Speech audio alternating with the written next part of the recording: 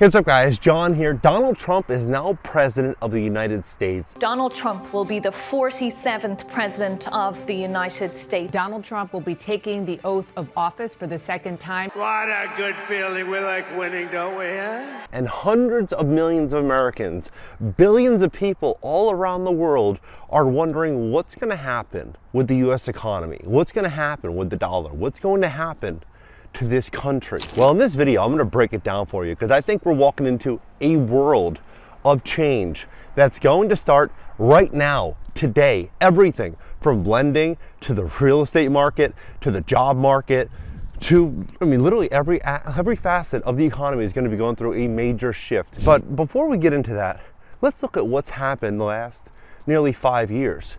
We've been kicking the can down the road for everything from student loans to you have buy now, pay later.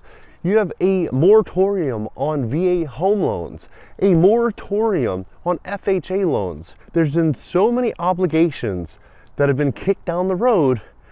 I would argue that we're walking into a big crisis. Well, at least the crisis is being handed off to him. And it would be very, very hard for any one man, woman, individual to be able to go through this seamlessly. I think we're walking into a really, really big problem. And it's going to be, I think, a chaotic period, to say the very, very least, for America the last 4 years, last 5 years. But the next 5 are going to be pretty crazy. Look at these homes, for example. These little, spec houses. These properties, they just sold. I'm in Cleveland. They just sold for $850,000 in Cleveland. This isn't, San Francisco or LA. I'm in Cleveland, Ohio. You're seeing these homes selling over the place for $600,000, $700,000, $800,000. We're in a mania, a huge bubble that I think is about to burst. For example, Trump's meme coin. It's exploding right now. The market value of these Trump meme coins, $9 billion US. Dave Portnoy just posted on Twitter, he just made $1 million on Trump's meme coin. I made a quick $1 million from 5 p.m. to like 5 a.m. Like, we're in a pretty crazy period in this country. Now, in this video, I'm going to break it down for you. Also, today's video is sponsored by Cybin Inc., but more on that in just a little bit. So you have all of these spec homes literally being built everywhere. And when I came here, I wasn't really sure what to expect. And I basically drove every single street. And most areas, I personally wouldn't invest in. But then you get to areas like this, and you start to see all this money that's being thrown around.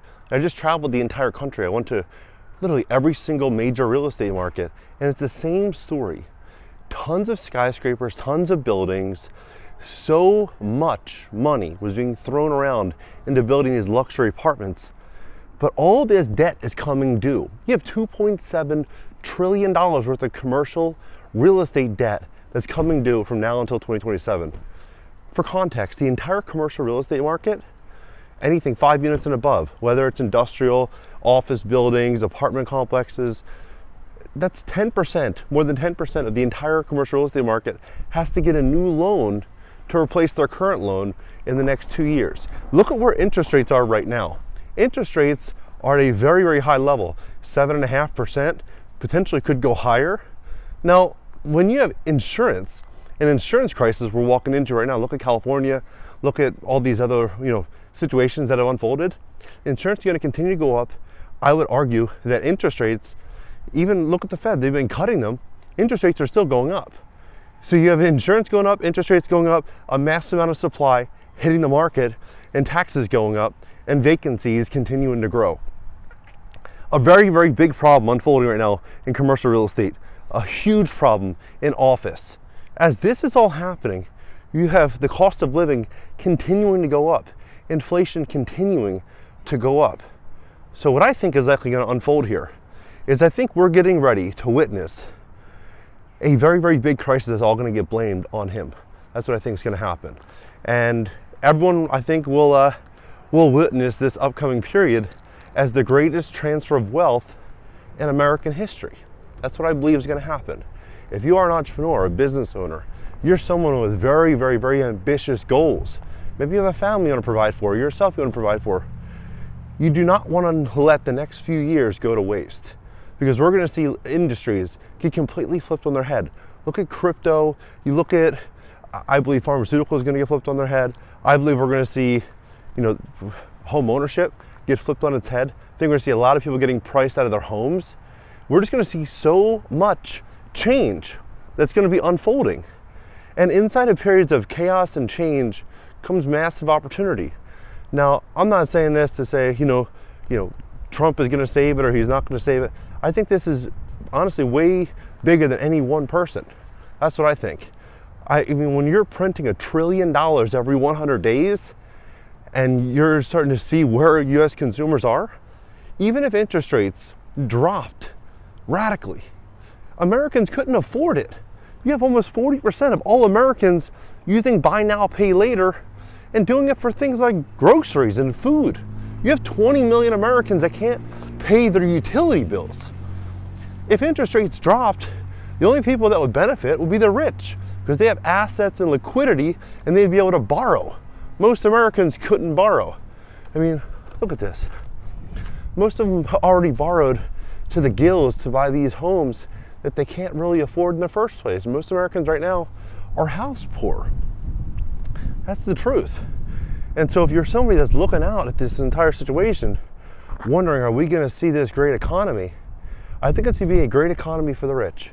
And I think that, anyone can get rich if you're ambitious enough and you have the time, hour or 2 hours a day, just to learn a skill and to apply it. You can build a team online, you can build a business online, you can do it at a very low cost, and the more value you create for other people, the more money you'll make, right? And no government's gonna save you.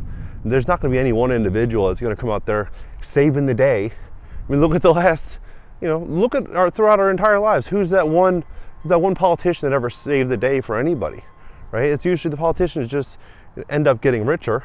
The top always end up getting richer, and the middle class end up getting squeezed. That's the situation every single time.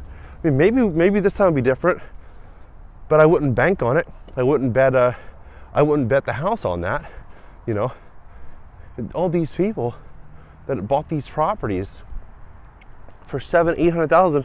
You realize what you'd have to make today to buy a house for $800,000 with 7.5% interest rates and rising insurance? Your payment alone is probably $4,500 a month, right? You have to make $15,000 a month if you have no debt. If you have student loans and other obligations, maybe $18,000, $20,000 a month, $250,000 a year, right? It's insane, because when you have the world changing as quickly as it is right now, a couple years ago, $100,000 a year was considered a lot of money, 5, 6, 7 years ago. Now $100,000 is considered irrelevant. $250,000, almost irrelevant, right? We're walking into a situation where making $1 million a year will be like making $200,000, a couple years ago. That's where we're at. We're approaching that now. I would say the next year or two, that's going to be where we're at, right? So it's the demise of the middle class that we're walking into. Trump's saying that he wants to introduce tariffs on China that will be between 15 and 60%. He has 100 executive orders that he's working on right now. Now, for context, U.S. buying from China, it represents about 2%, 2.6% of their GDP, right? 2.6%. And they're saying that if these tariffs went into place, it would shrink their economy by about 1%, about 1%. But what they would likely do, they would end up opening locations in other countries, what they're doing right now in Mexico. And they would just bring them in through those other countries to offset this. Now, there's other conversations that we're going to see a period of mass deportations. If this does happen, think about what that would likely look like for America. All the media would be talking about how, what he's doing, and I think it would divide the people a lot more. And when you're talking 10, 12, 15 million people that have come the last 5 years or so, and he's saying he's going to get the bad guys out and keep the good ones in, you have no social security numbers. How can you differentiate a good one versus a bad one, or a good person versus a bad person? It's going to be pretty hard, right? I don't think it's going to happen. Then he also went on television saying that we need to bring millions of more people in for cheap labor because of AI, which doesn't make any sense. Saying that AI is essentially going to remove jobs and reduce jobs, but we need to bring more people in to help reduce labor to remove more jobs. I don't get it. I'm not following it. But you start to just look at this tariffs and this shift that's going to likely be unfolding with deportations, which I personally don't think is going to happen. I think we're just going to see a complete change in this country that is going to just benefit the rich, and I think everything else is nonsense. Everything else is kind of irrelevant, not even worth listening to. Just the rich will get richer, the politicians will switch in and out, and the only thing that will matter at the end is what we all build for ourselves and our family. I think the best thing is simply just to ignore the messaging from whoever's in charge and just focus on building wealth. Focus on the real things that matter, which is what we do, not what other people say. What do you think about this situation? I mean, look at RFK, for example. He has a really, really big plan, for healthcare, for shifting healthcare. The United States is entering a new era, and big changes could be on the horizon, with Robert F. Kennedy Jr. stepping in as Secretary of Health and Human Services. Healthcare innovation is set to take center stage. RFK Jr. has been a vocal advocate for psychedelic therapies, an industry that could see major tailwinds under the new administration. One company leading the charge is Cybin Inc., stock ticker CYBN. It's developing next-generation psychedelic treatments, including CYB003. It's FDA breakthrough therapy designation drug for major depression disorder, MDD. In phase 2 trials, CYB003 showed 100% response rate and a 71% remission rate, potentially redefining mental health treatment, where traditional pharmaceuticals have fallen short. Yet Cybin stock is down 42% in the past year, trading near all-time lows. Its current market cap is $195 million, despite having raised